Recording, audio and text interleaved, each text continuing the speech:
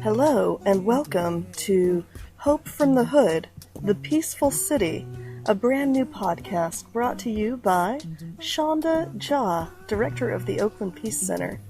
Each week, our hope is to bring you inspiring stories of people and organizations creating peace in their communities, starting with partners of the Oakland Peace Center. This week, we will be featuring the East Point Peace Academy and Kazu Haga. Sit back and prepare to be inspired.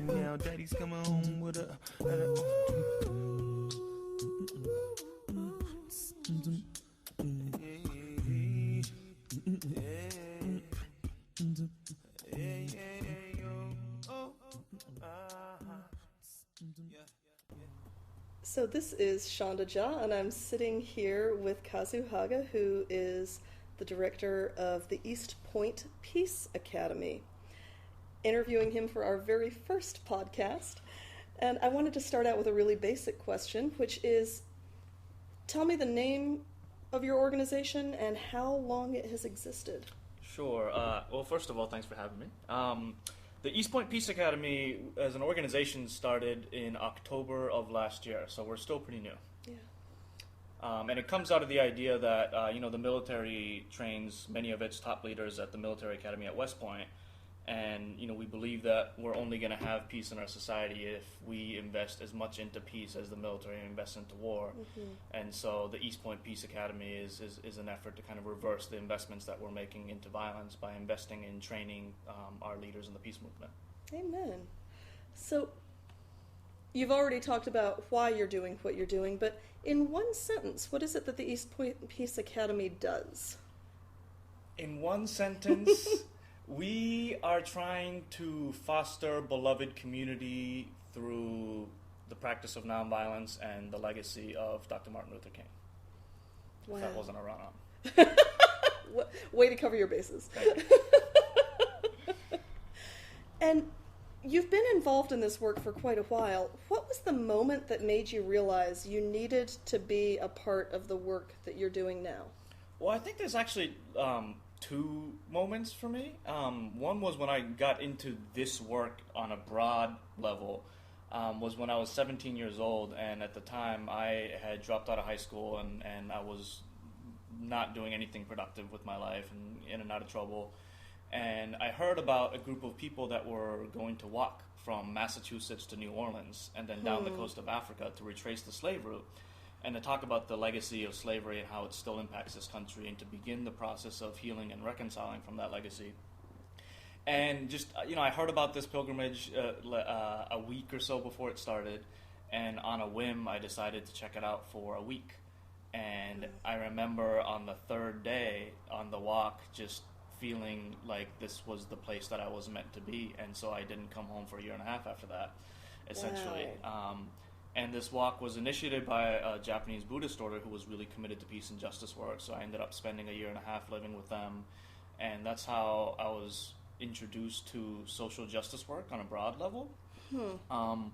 But the work that I do now is it's specific to Dr. King's legacy and this training curriculum called Kingian Nonviolence. Yeah. And that, to me, came about. I took a two-day workshop in this philosophy in November of 2008.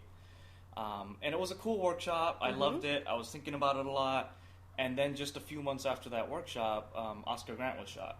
And, for anyone in Oakland, everyone knows who Oscar Grant was. He was a young African-American father who was shot and killed by the transit police out here on New Year's morning in 2009.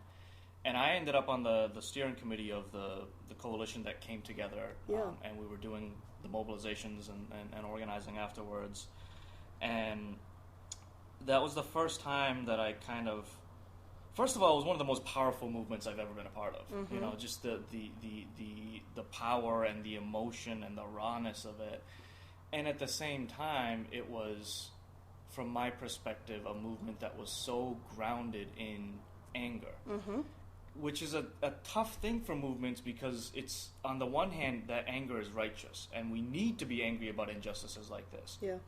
And at the same time, really seeing for the first time that anger is not a sustainable force that can continue to motivate movements. That anger, righteous indignation that King talked about, can spark movements, but it can't sustain them. Yeah. And that we need to be sustained by something that is larger than that. And so I found myself in that movement trying to advocate for nonviolence, but couldn't articulate it because I had just taken this 2-day workshop. It was cool, but that was it. And so that summer I went and got trained in nonviolence, and have been doing that work since, and really have come to understand that when Dr. King said that nonviolence isn't just a refusal to shoot your opponents, but it's a refusal to hate your opponents, and how we build movements that are grounded, that honors our anger and honors our indignation, but is motivated by some larger force. Do you find that can be a hard sell sometimes? It can be a hard sell often. I mean, I live in Oakland, Yeah. And I think part of it is because we don't have safe spaces where pain and anger is honored. Right. And so if pain and anger, which is, again, it's righteous, people are righteous to be angry, but if we don't find safe spaces for that pain to be honored, then it's going to pour out into the streets, whether it's at a demonstration or through street violence. Yeah. And so, it's hard, but I think we have to, as a community, find safe spaces for people to heal. Absolutely. Thank you. So, kind of as a follow-up to that question about the moment you realized you needed to be a part of this work, what is it that called you into being in this community in particular?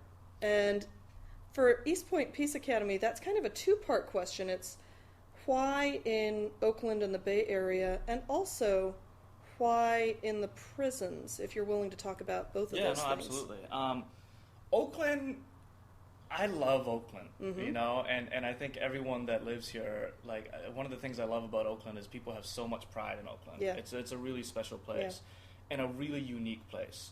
There's a guy named Marcus Raskin that once said that the opportunity for revolutionary change happens in the blink of an eye, and if you miss that moment, it's gone. And I feel like living in Oakland, those moments come around every few years. Yeah. Whether it was through the Oscar Grant movement or what happened with Occupy here, and just the long legacy of organizing. And this place has so many challenges, and at the same time, so much potential. The people who are doing real work in these communities are really invested in these communities, and I think there's so much opportunity here. But also, we work a lot. East Point, we kind of articulate our work as being in 3 different communities, and that's with the incarcerated community, with young people, and with activist communities, and community leaders. And I think one of my biggest passions is to work with incarcerated communities. I was just in the jails earlier today doing nonviolence work because I believe that, and I tell these men and the women in the system that if the culture of violence in their communities is ever going to shift, it's not because some researchers from some university or some politicians or some big funder comes down into their communities and starts doing work, but it's because they take it upon themselves to change their own communities. And so for me to be a part of a process where, I get to play some small role in empowering the people who are really going to lead the change is a really humbling thing. And I think, it's a great place to recruit peace warriors because who understands the impact that violence has had on our communities better than the men and the women in our prison system? Absolutely. You had mentioned something just a minute ago about the great and rich potential of the city of Oakland. One of my colleagues recently kind of posed the question. She said she hears that phrase a lot, the great potential of Oakland, and she asked, what would that look like if it were actualized? I think the first thing that comes to mind is I remember the day that we had the general strike during Occupy Oakland. And I remember there being more people in the streets of Oakland that day than I have ever witnessed during the 4th of July or New Year's or any sort of official celebration. Yeah. And I think, I had a friend that was visiting a lot during Occupy, and when we have marches and demonstrations at Occupy Oakland, he was just so amazed at the fact that people would just take over the streets and we wouldn't have permits, and coming from where he was coming from, he wasn't used to seeing that. And I think the ownership that people in Oakland have over our communities and our struggles is really empowering to see. And, I remember during the early days of Occupy that we saw, like, the encampment, which I think, towards later on, it became, there was a lot of challenges there, but at the beginning, it was really a vision of the world that we want to create, and we were showing people that. And I think being in a place like Oakland, you see small examples of what success would look like all the time, whether it's, all the great work that's happening out of the Eastside Cultural Center or the Oakland Peace Center, and all these communities that are coming together. What's happening at Nafsi Ajami, which is an urban farm where people live in yurts and have goats and pigs, and right in the middle of Oakland, and to be able to see small examples of what the world is going to look like is a really inspiring place to work. Absolutely. And you don't have to answer this one if you don't want to. Okay. But you had mentioned Occupy Oakland, and I was wondering, you were talking about the early days of Occupy, and there was, in that encampment, right, there was the interfaith tent, and there was the children's community, and there were really intentional efforts at bringing diverse people together to hear each other's stories. Yeah. Do you have any thoughts about what could have made that movement more sustainable? A lot of thoughts. We could have a whole other podcast on this. I mean, I think part of it was, like we were just talking about at the very beginning of the encampment was the vision. And I think movements, the most powerful movements are guided by a great vision. And I think we lost sight of the vision. I think we got so caught up in the fight that we forgot what we were fighting for. And, I've been part of many movements that it sometimes feel like the fight is the most important thing. And the protest is the most important thing, and the struggle is the most important thing. And all of those things are important, but those are a means to an end. And I think we lost sight of what it was that we were fighting for. And I think because of that, we weren't able to build long-term strategy in the movement. I think, one of the things that I was saying a lot is that a lot of the internal conflicts in Occupy was over this discussion over nonviolence and diversity of tactics and this and that. And what I kept saying was that, we're having these arguments over tactics, and we haven't agreed on what the goal was and what the vision was. Wow. And tactics are something you use to accomplish a goal. So if we haven't agreed on what the goal was, then why are we arguing over tactics? And I feel like if we started having a conversation about what the goal was, I feel like nonviolent activists, people of faith, anarchists, we could all come together, and if we all shared the vision of the world that we want to create, I'm convinced that it all would look very similar. And I think if we had been able to be more intentional about having that conversation, I think it would have been easier for us to have the conversation about tactics, because we have a baseline level of understanding and agreement about what it is we're fighting for. Right. And I think that conversation was lacking. Right. So I think that was one of the major things. Interesting.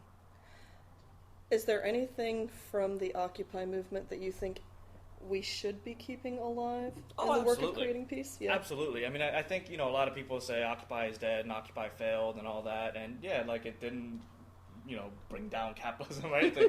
But, I mean, a lot of things, I think, first of all, it brought obviously so many people into movements. And I think it pushed the envelope as far as what people were willing to do. And tactics that were once considered too militant or too radical, people are using on a regular basis now, whether it's building occupations or marching without permits and things like that. And I think it's really important because, we're at a point in our society where, minor reforms just aren't cutting it. We need radical change, the type of change that Dr. King was really fighting for towards the end of his life. So I think, our willingness to use escalated tactics and our ability as a society to discuss fundamental change, radical change, and that not be a taboo thing, I think is really important and is part of the living legacy of that movement. Oh, thank you. So we've used the word peace a few times at this point. How do you personally define peace? How does East Point Peace Academy define peace? And how are you organizationally creating peace? So people who have come to our workshops have heard this story, but during the civil rights movement, there was a young woman named Autherine Lucy, who was the first black student enrolled in the University of Alabama in Tuscaloosa. And the first day she was on campus, there was a lot of conflict and a lot of tension and a lot of violence, and it was not a peaceful environment. People were throwing rocks at her and breaking windows. And so the school responded by expelling her. They threw her out, Autherine Lucy. And they said she was causing a threat to the security of the school, and so she needed to leave. And the next day, the rioting had died down. And the local newspaper ran a headline that said, Autherine Lucy expelled, there is now peace on the campus of Tuscaloosa. And they wrote that there was peace because the riots had stopped. And it's this understanding, this misunderstanding of peace that I think a lot of people, when they hear that word, they think it's just about the lack of something. And Dr. King gave a sermon in response to that incident called When Peace Becomes Obnoxious, and he called that situation at that campus a negative peace. Yeah. That it was a peace that came at the expense of justice for Autherine Lucy. Yeah. And that is not a real peace. It's just that the violence has been suppressed by the use of unjust means. Yeah. And so I think it's that understanding of peace that allows us to oftentimes justify going to war to create peace, or using incarceration to create peace. Like if we just lock up all those people, then we'll have peace. If we just kill all those people, then we'll have peace. And that's peace in quotation marks. Exactly. It's negative peace, and it hasn't worked. We've been trying that for thousands of years, and it doesn't work. And so for us, peace is not just the absence of violence, but the presence of justice, which is what Dr. King taught us. Right. So, yeah, there's a lot of violence that happens in the streets of Oakland, and a lot of that is perpetrated by our own community members. And what does it mean for those community members to receive justice? Because when we talk about justice, it has to be justice for all people. Yeah. So, we talk about no peace, no justice all the time. It gets chanted at rallies and things.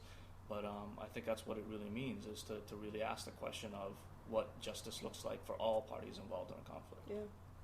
And what's interesting about that is we may be wrestling with it in new ways today, but that's something that all of our traditions have been pointing out for thousands of years, right? Dr. King was hearkening back to something from the Hebrew Scriptures where the people of Israel are saying, where are you when we need you? And God says, you keep saying peace, peace, when there's no peace, because you're oppressing your workers, because you are leaving the poor in poverty. And many, many ancient traditions point to that same tension. Yeah, I think there's just certain universal truths that, regardless of the cultural perspective that you come from, there's something there. Yeah. Absolutely. Amazing. So, what is a distinctive value of your organization, and how do you practice it? And I won't lie, when I was pulling together the questions for this afternoon, I was thinking in particular of East Point Peace Academy's commitment to a gift economy as part of the way you manifest your values. So it's not just teaching certain principles, but living certain principles. And that was one of the ones that sprang to mind for me. Yeah, we have a list of 10 core organizational values that we try to live by, and we think that it's an attempt to try to be different than every other nonprofit that's out there, because I think, Oakland's problem is not a lack of nonprofits. We got plenty of nonprofits. That's not cutting it for us, so we want to try to do things differently. Yeah.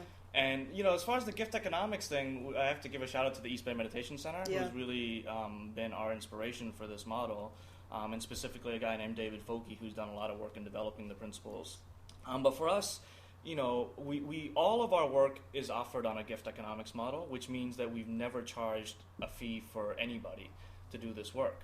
And part of it is because we want to make sure that our work is accessible, that we never want money to be an issue of why people can't participate in our work, and we work with a lot of communities who can't pay.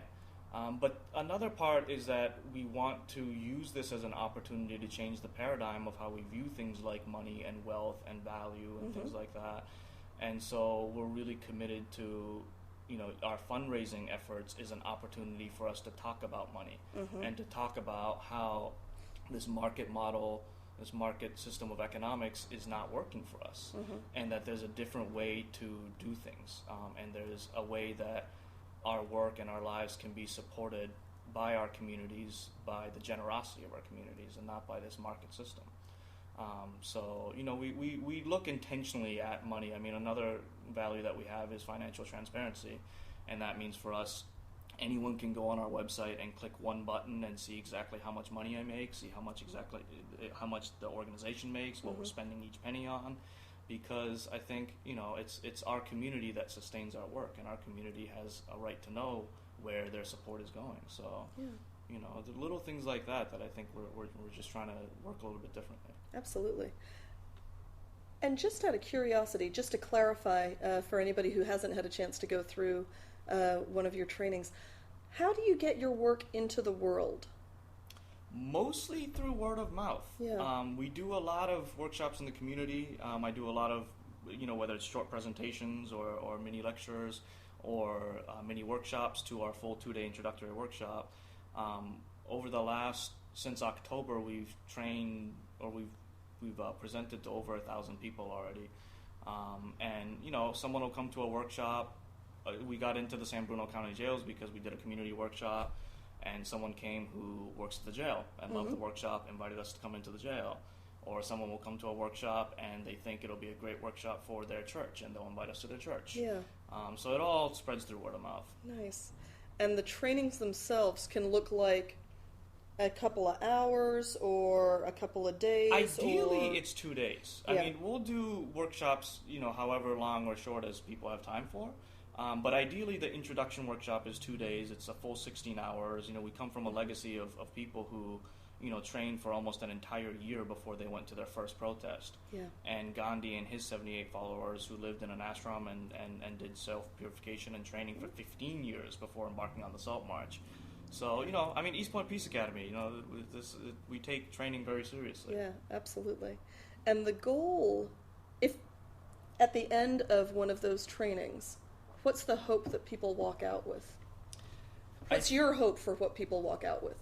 Well, I think we recognize that 2 days is a very short time, and it can inspire people, and it can plant seeds, and at the end of the day, it's just 2 days. Yeah, and I think, at least in my experience, for those of us who went through the 2-day training, at the beginning, 2 days seemed like a lot, and at the end, we realized how little that had been. Yep, and as facilitators, we always run into that problem, right? I mean, there's always so much more that we want to talk about.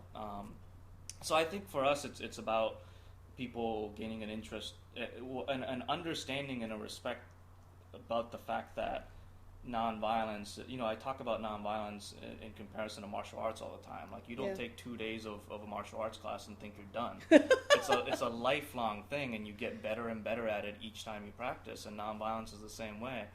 Just because you get a certificate that says you've attended a 2-day workshop, it doesn't mean you're nonviolent. Right. In the same way that you never become Kung Fu. You're always in the practice of becoming a better practitioner of Kung Fu, and it's the same with nonviolence. So I think, giving people a perspective that this is a lifelong practice, and wanting, and getting people to want more, and to take more and more trainings and advance their practice in it.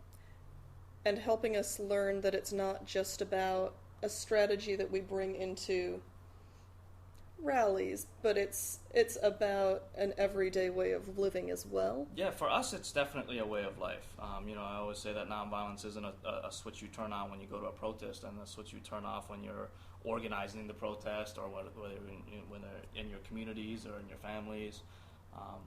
For us, like, violence is the issue. Yeah. The fact that we continue to justify the use of violence to get what we want is part of the problem. Yeah. And whether that's during demonstrations or in movements or in our own families, and I think we have to root that out. Dr. King considered nonviolence to be the antidote to violence. Yeah. So, and everywhere we go, we're trying to practice it. Okay.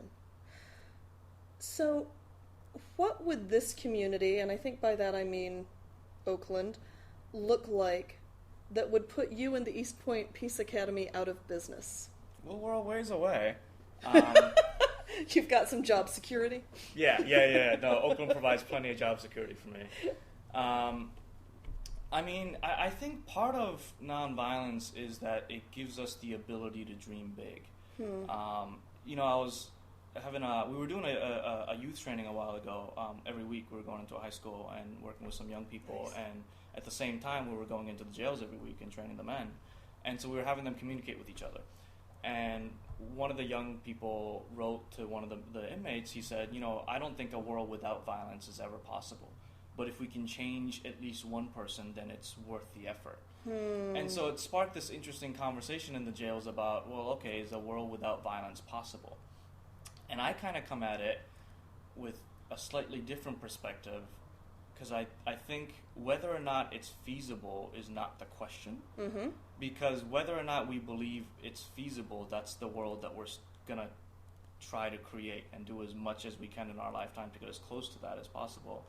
And so, what would put East Point out of business, I suppose, is a world where, all conflict, and it can't just be in Oakland, right? But Right. a world where conflict has been reconciled, where each new conflict, because we're never going to create a world without conflict. Conflict is universal, but conflict isn't a bad thing.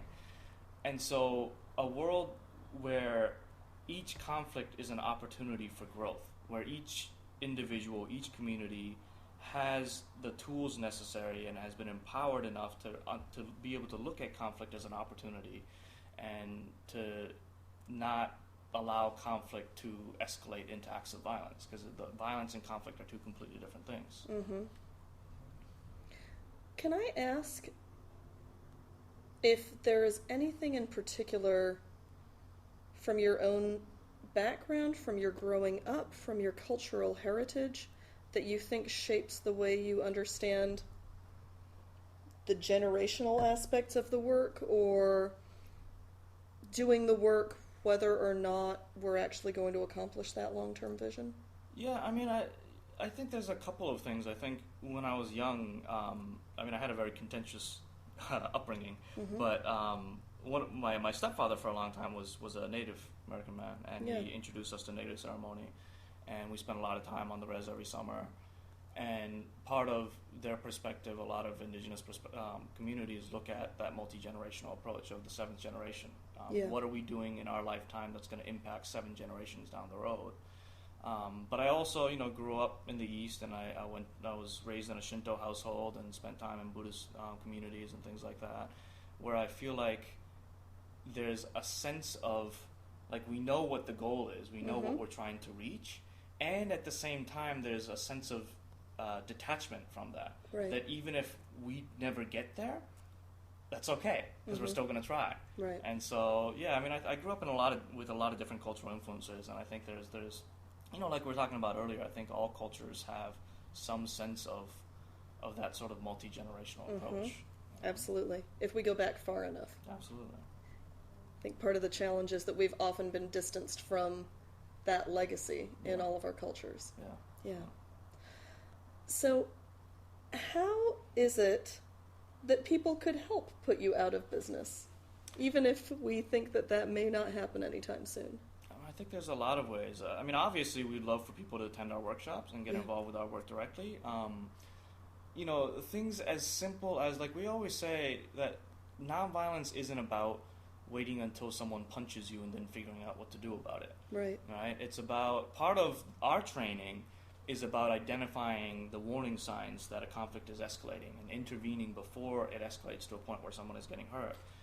And if you can start to identify those warning signs, sometimes something as simple as a smile or a hug or just acknowledging somebody and seeing them, really seeing them, can keep a conflict from escalating. Right. And I think, nonviolence is, people misunderstand nonviolence. People think it's passive, people think it's weak, but nonviolence isn't about not being violent, right? It's not about what you don't do. It's about when you see conflict, when you see injustice, when you see violence, what are you going to do about it? Right. So I think by all of us being a little bit more courageous and being willing to step into situations of conflict, whether it's conflict that's happening in your neighborhood or conflict that you see in society, having the courage to step in and to try to bring about beloved community in whatever little or big ways, that's what needs to happen. And I think we all, every single one of us has a responsibility in how we shape our communities. We have an impact in how we shape our communities. So, we're shaping our communities one way or another, whether we like it or not. Right. So being more mindful and being more intentional about how we're shaping our lives and our families and our neighborhoods and our communities. Absolutely. Thank you. And that was one of the questions that I got from several people was, what are some concrete ways that we can be helping this work? So thank you very much for that. So can you share a story of a moment where you felt really hopeful about the work that you're doing? Yeah, I got a lot of those. You can share a couple. This is the great thing about my work is it keeps me faithful, and hopeful. I remember one time I was doing a training at the San Francisco Women's Jail, and it was a difficult training because A, the workshops are mandatory, and B, some of the women aren't told that they're participating in this 2-day workshop until like 10 minutes beforehand. They get woken up out of bed. They're like, all right, you got to go to this workshop. So we need to communicate better with the sheriff's department about that. But, and the room that we're doing the workshops in is tiny, and people can barely move around. And so all of that creates these really tense environment, especially when we start the morning with people like, this is BS, I don't want to be here. Right. And one time, and we didn't know this until much later, but a woman walked into our workshop and saw another woman in the room who was being housed in a different unit because they had just been beefing. And so she said she thought to herself, there's no way that I can sit in this tiny room with this woman for the next 2 days. And apparently, at the end of the first day of our workshop, she felt so inspired by what we were doing that she actually went to the other woman at night and reached out to her and reconciled that conflict. And during the closing circle of our workshop, she told us this story, and these two women embraced in a hug in the middle of the circle. And that was just 2 days. And it started with like, this is BS, I don't want to be here. And so, I'm always reminded of, like, if we speak about peace with confidence, how quickly cultures can change. And to sustain that change is a lot of work. Like, who knows what happened with those two women after we left? We acknowledge that. Like I said, it's not just a 2-day thing. Yeah. It's a lot of work, but it's not that hard because we all want peace. Like, every single person in the world wants peace in their lives. That's a universal human trait. Yeah. And I think if we can speak to that part of all of us as human beings, it's not that hard to change cultures. Yeah. So. Thank you. So who or what inspires you to continue doing this work? You've already started to answer that question, but there's usually multiple sources. Yeah, I mean, part of it is it's like this wheel, right? The work inspires me to keep doing the work. Yeah.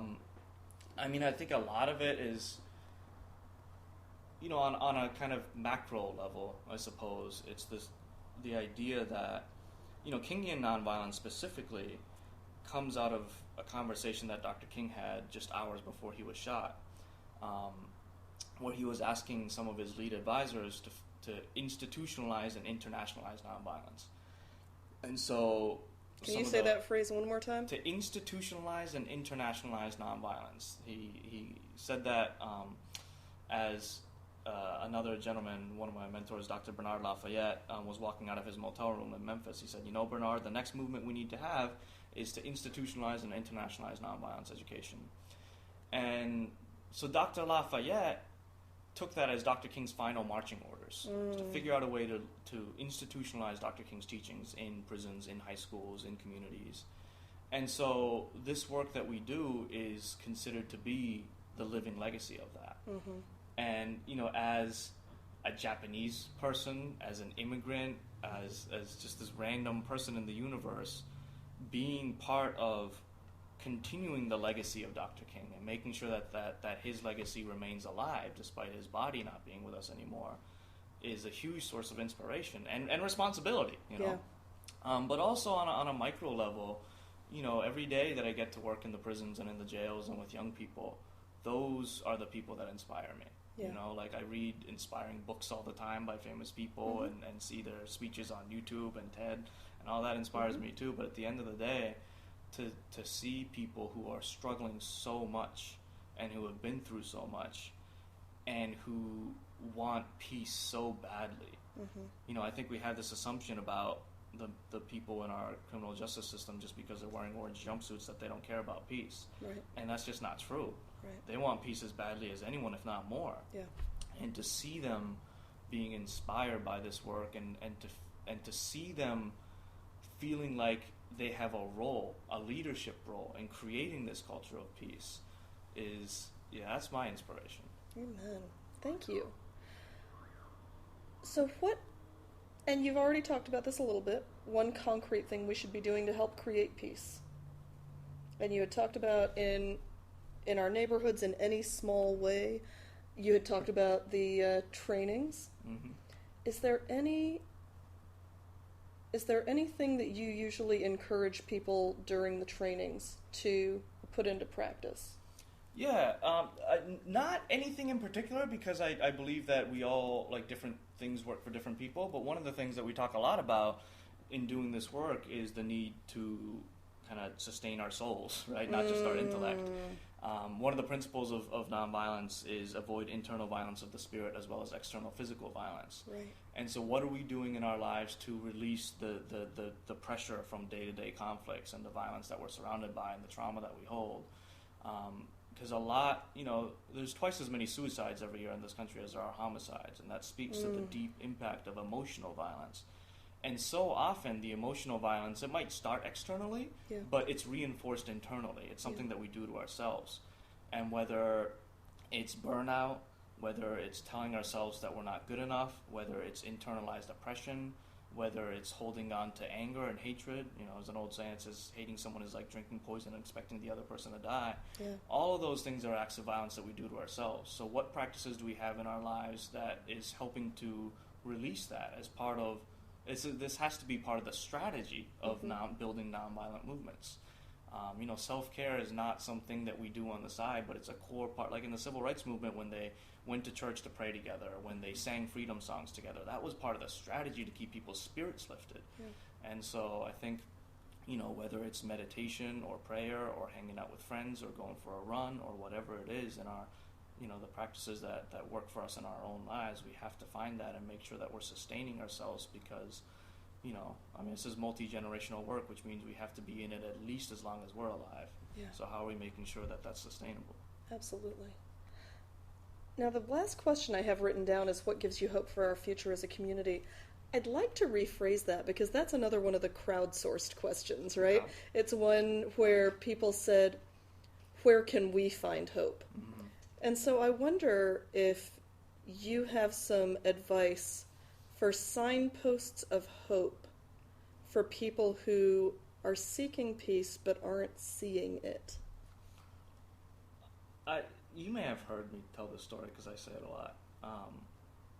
For me, one of the things that I think about a lot, and this ties back to one of our values as an organization too, of looking at long-term strategy and multi-generational strategy. There's a place in India called Meghalaya, and the people in Meghalaya hundreds of years ago figured out a way to build these bridges because during the monsoon season the rivers flood and they can't get to the other side of the bank. So what they started to do was they started to weave the root systems of young sapling trees, and eventually these grow into living bridges that go from one side of the river to the other. And some of them are like double-decker bridges and they're massive bridges. And part of the challenge in building these bridges is that some of them are so big that it actually takes multiple generations to build. And there's a scene in a documentary film that I saw once of an old man who's teaching this young girl, his nephew or his niece, how to tend to these bridges. And he's explaining to her that I'm never going to be able to walk on this bridge, but one day your children will be able to walk on this bridge. And to me, that's such an important parallel for the work that we do because we're not going to see beloved community in our lifetime spread throughout the world. We're not.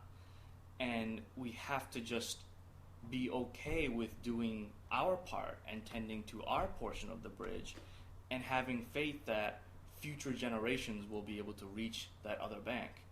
And right now, when we look out into the world, we see small examples of beloved community, and I think it's really important to hold on to those and see what is possible.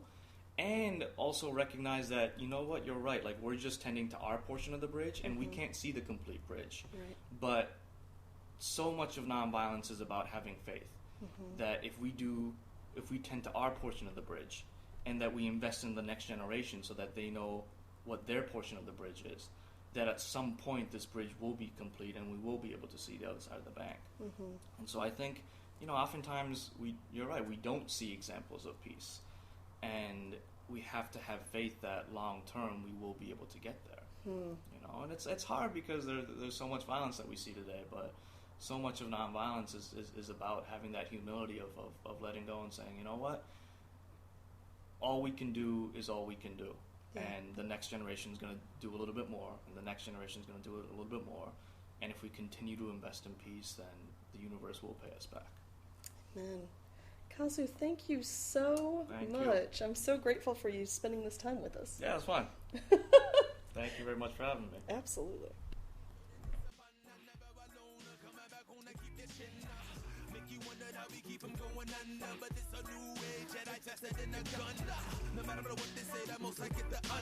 Well, that's it for this week's episode of Hope from the Hood, the Peaceful City. I hope you were as inspired by Kazu and the East Point Peace Academy as I was.